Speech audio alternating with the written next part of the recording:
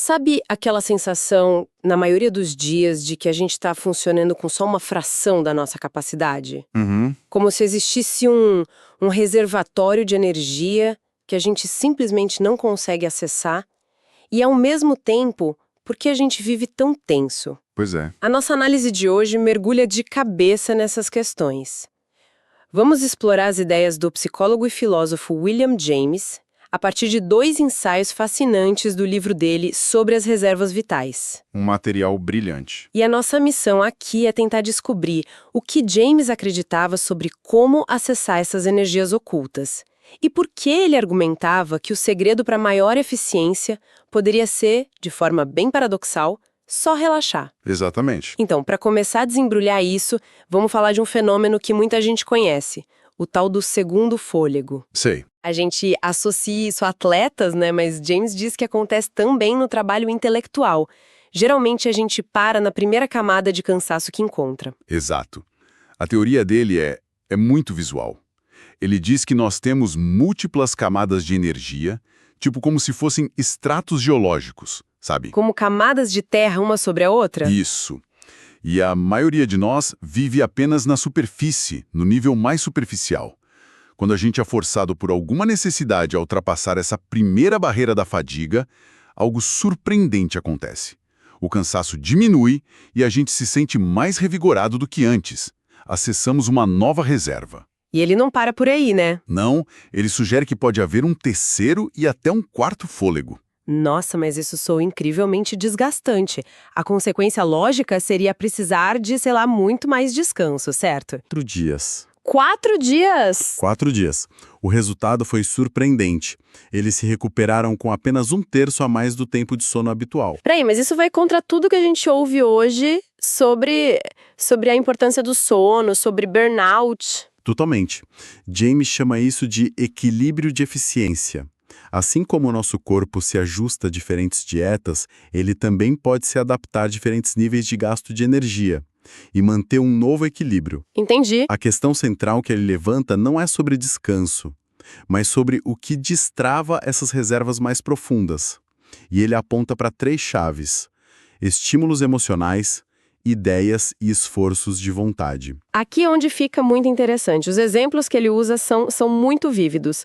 Para estímulos, ele fala de crises e deveres. Uhum. Cita a carta de um coronel, Baird Smith, que liderou o cerco de Delhi em 1857. Sim, é um exemplo extremo. O coronel descreve estar coberto de feridas, com um escorbuto, dor horrível, e mesmo assim ele se manteve firme, vivendo à base de conhaque e da adrenalina do momento, com a mente mais clara do que nunca. É um exemplo impressionante de como o organismo, muda em situações de alta pressão.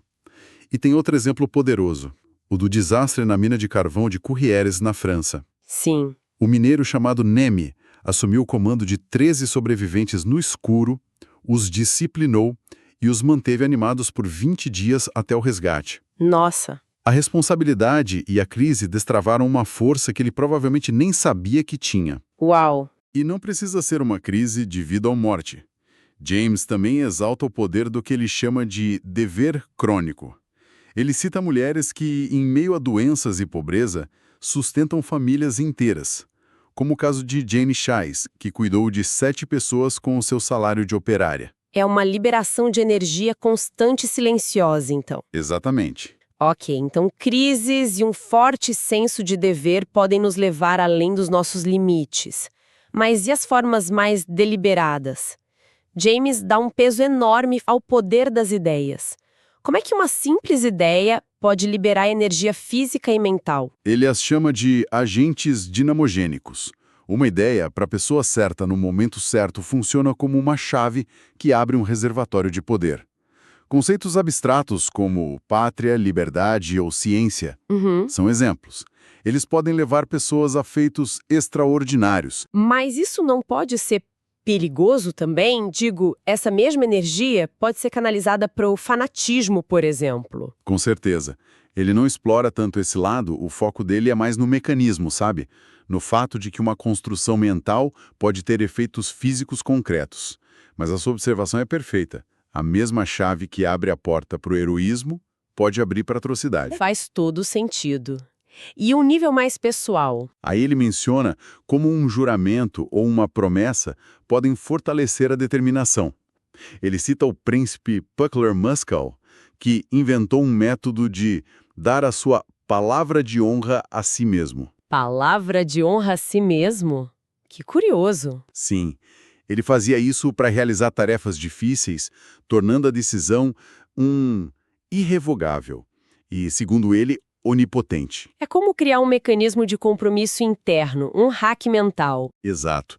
E ele explora isso também no contexto de conversões religiosas ou filosóficas, como a cura pela mente ou o novo pensamento, que eram populares na época. Entendi. Ele via esses movimentos como sistemas que funcionavam pela sugestão de poder. Eles combatiam o que ele chamava de pensamento de medo. Aquela autossugestão de inferioridade, né? Isso, e o substituíam por uma mentalidade otimista que liberava a pessoa de amarras mentais, resultando em mais energia e bem-estar. A ideia central é que mudar a crença sobre si mesmo pode mudar fundamentalmente a energia disponível. Ok, até agora a conversa foi sobre esforço, crise, dever, tudo muito intenso. O que me leva a uma pergunta. Onde entra o descanso nisso tudo? Porque depois de falar tanto sobre acessar níveis mais altos de energia, a segunda parte do material parece uma contradição. O foco muda totalmente para relaxamento. Pois é. Como essas duas coisas se conectam? A conexão é brilhante. James identificou o que ele via como uma doença nacional nos americanos, uma tensão excessiva e desnecessária. Ele cita um médico escocês, o Dr. Clouston, que observou que os americanos usam expressão demais no rosto, vivendo como, e a citação é ótima, um exército com todas as suas reservas em ação. Nossa! O ideal americano era o que James ironicamente chamou de relâmpago engarrafado. Relâmpago engarrafado é uma imagem perfeita para a nossa cultura de produtividade incessante hoje em dia. E a causa disso, segundo ele, não é o trabalho duro, né? Não. Ele argumenta que é um mau hábito social aprendido por imitação. Imitação. A gente copia modelos de ansiedade, de pressa, de intensidade, acreditando que isso é um sinal de força ou inteligência. O paradoxo é que essa tensão não nos torna mais eficientes. Pelo contrário, né? Pelo contrário, ela nos sabota. O trabalhador relaxado, que não tem pressa, é quem realmente produz com qualidade e consistência. A tensão é o que leva ao esgotamento. Então qual é a receita dele para essa doença? A cura para ele está na origem do problema. Se o problema é um mau hábito aprendido por imitação, a solução é criar um novo modelo para ser imitado. Mudar o ideal nacional de agitação e nervosismo para um de calma, harmonia e dignidade. Mas e no nível individual? Aí ele volta para a teoria dele sobre as emoções. O estado físico cria o estado mental. Ah, claro. Se você está fisicamente tenso, sua mente vai estar ansiosa. Portanto, a prática consciente do relaxamento. Soltar os músculos, respirar com calma, sentar-se de forma relaxada na cadeira, é o caminho para cultivar uma mente serena. Então a mensagem final de William James parece ser um grande paradoxo? Temos reservas de energia muito maiores do que a gente imagina, mas a chave para acessá-las não é apenas mais esforço, e sim um esforço mais inteligente que inclui a habilidade de relaxar. E, o que é crucial, a habilidade de se livrar da autoconsciência excessiva. A preocupação constante com o desempenho, com o resultado. Aquela vozinha, né? Será que estou fazendo certo? Essa mesmo. Segundo ele, isso inibe o fluxo livre de ideias e ações. O conselho dele é, depois que a decisão for tomada, destrave a máquina e deixe-a funcionar livremente, sem se preocupar com o resultado. Ele cita o irmão Lourenço, um frade do século XVII, como o exemplo perfeito disso, né? Exato. Uma pessoa que fazia suas tarefas, mesmo as que não gostava, com uma calma total, simplesmente confiando que o resultado não dependia só dele. É a ideia de fazer o seu melhor e entregar, soltar. É isso. A preocupação é quase sempre uma perda de poder efetivo. O conselho dele é confiar que uma vez que o trabalho está feito, o resultado cuidará de si mesmo. E para deixar uma reflexão final, James escreveu isso há mais de 100 anos, descrevendo uma cultura de agitação, falta de fôlego e pressa. Impressionante. Como ele diagnosticaria a nossa era digital, com as notificações constantes e a pressão pela otimização? A sua receita de não se importar de forma genuína seria ainda mais radical e, quem sabe, mais necessária hoje.